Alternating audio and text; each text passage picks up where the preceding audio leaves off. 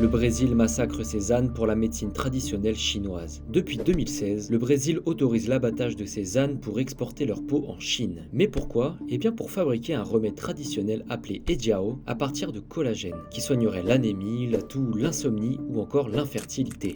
Au cours des 6 dernières années, c'est près de 38 600 ânes qui ont été abattus en moyenne chaque année au Brésil, ce qui a conduit à une réduction de 60% de leur population entre 2018 et 2023, à tel point que l'espèce est désormais menacée d'extinction dans le pays. L'alerte a été lancée par l'ONG The Donkey Sanctuary qui demande aux pays sud-américains l'adoption d'une loi visant à protéger l'animal. Jusqu'ici, seul un projet de loi datant d'août 2022 a été adopté par les commissions de l'agriculture et de l'environnement du Congrès brésilien, un projet de loi qui vise à interdire l'abattage des ânes et des chevaux, mais qui doit encore être examiné par la Chambre des députés. À l'échelle mondiale, c'est près de 6 millions d'ânes qui seraient abattus annuellement pour le commerce spécifique du collagène présent dans leur peau. Selon Patricia Tatemoto, biologiste et membre de The Donkey Sanctuary, il n'existe pas d'élevage d'ânes au Brésil pour la simple et bonne raison que ces derniers mettent près de 3 ans à atteindre l'âge adulte avant d'être abattus, ce qui limite la rentabilité. Leur abattage sans reproduction accélère donc leur déclin. Or, même s'ils ont été importés au XVIe siècle par les colons, les ânes ont aujourd'hui un rôle essentiel dans les écosystèmes du pays. Patricia Tatemoto explique qu'ils se nourrissent de plantes envahissantes et creusent des trous dans le sol pour trouver de l'eau qu'ils font remonter à la surface, ce qui permet de rendre l'eau disponible au profit de la faune et de la flore locale.